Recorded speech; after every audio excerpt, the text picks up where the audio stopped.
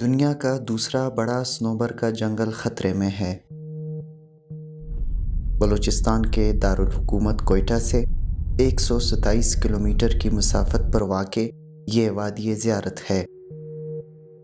1,60,000 آبادی کے حامل اس ضلع میں سردیوں کا آغاز ہوتے ہی صنوبر کی درختوں کی کٹائی میں اضافہ ہو جاتا ہے۔ زیارت کے اکثر علاقوں میں گیس کی سہولت موجود نہیں، جن میں نواحی علاقہ چوتیر بھی شامل ہے۔ جس سال برفباری زیادہ پڑتی تو اس سال یہ صنوبر کے جو درخت ہے وہ لوگ زیادہ کاٹتے ہیں۔ یہ گرمیوں میں اتنے نہیں کاٹتے سر، یہ ہمارے جو جس کے باغات ہیں وہ اپنے باغات کے جو شاخ تراشی کرتے ہیں وہ جلاتے ہیں۔ یہ سردیوں میں بہت زیادہ کاٹتے ہیں، یہ نومبر، دسمبر، جنوری، فروری، مارچ، یہ حتیٰ کہ اپریل، مئی تک یہ کاٹتے ہیں۔ 1,10,000 ایکڑ کے رقبے پر پھیلے صنوبر کے اس جنگل کو یونیسکو نے بائیوسفیر کا درجہ دے رکھا ہے۔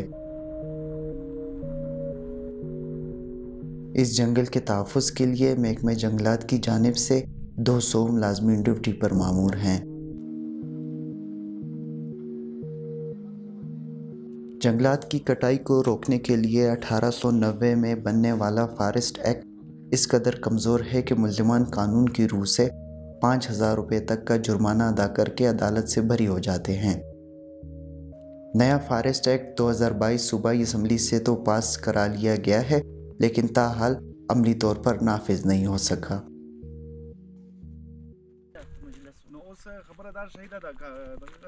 ثناء اللہ سماجی کارکن ہیں۔ وہ زیارت میں گیس کی سہولت فراہم کرنے اور نئے فارسٹ ایکٹ میں سخت سزائیں تجویز کرنے پر زور دیتے ہیں۔ فارسٹ ڈپارٹمنٹ تاحال جو ہے نا وہ ایک خاص سخت سٹینڈ جو ہے نا اس کے اوپر نہیں لے رہی ہے۔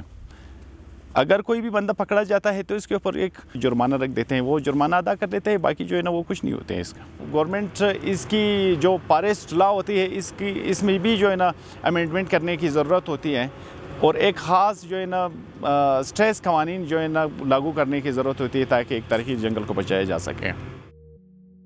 صنوبر انتہائی سست روی سے بڑھنے والا درخت ہے۔ تحقیق کے مطابق یہاں ایک مکمل تناور درخت کی عمر 980 سال پائی گئی ہے۔ ان قدیم درختوں کو لیونگ فاسلز قرار دیا جاتا ہے۔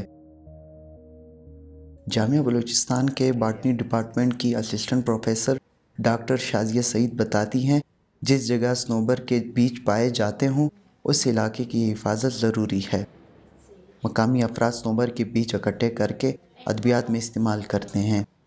اکثر مال مویشیوں کی چرائی اور مقامی افراد کی نقل و حرکت سے صنوبر کے بیج انسانوں کے پاؤں تلے دب جاتے ہیں، جس کی وجہ سے درختوں کا قدرتی طور پر ہونے والا ری جنریشن کا عمل متاثر ہو رہا ہے۔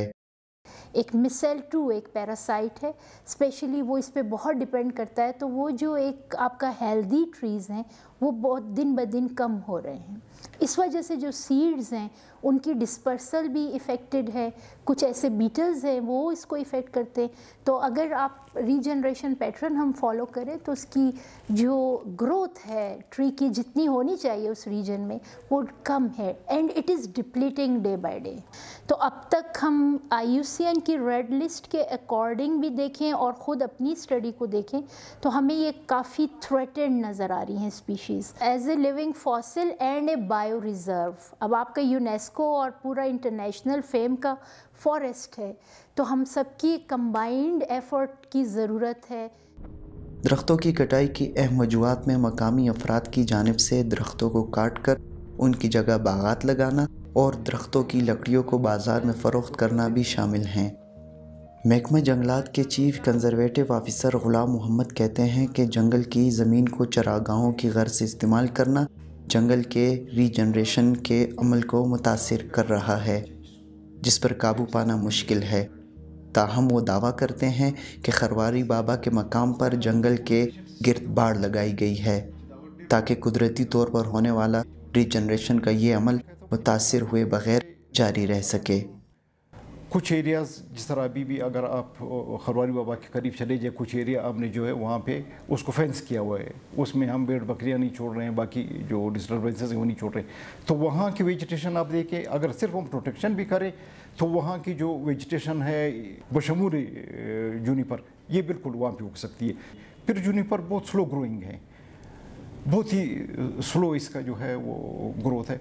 तो इस वजह से नई प्लांटेशन अभी तक हम इसकी इस्टेब्लिश नहीं कर सके। नया एक्ट लाए हैं पूरे बलूचिस्तान के लिए, बलूचिस्तान फॉरेस्ट एक्ट 2022।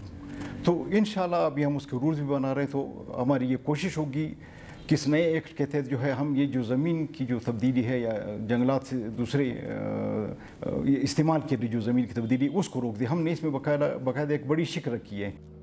माहिरीन के मुताबिक सख्त कवानीन का निफाज ज़ियारत में गैस की फराहमी मुमकिन बनाने समेत दरख्तों की रीजनरेशन के अमल को नुकसान पहुँचने से बचाया जाए तो इस लिविंग फासिल्स का तहफ़्फ़ुज़ मुमकिन बनाया जा सकता है। नदीम खान, DW उर्दू, ज़ियारत।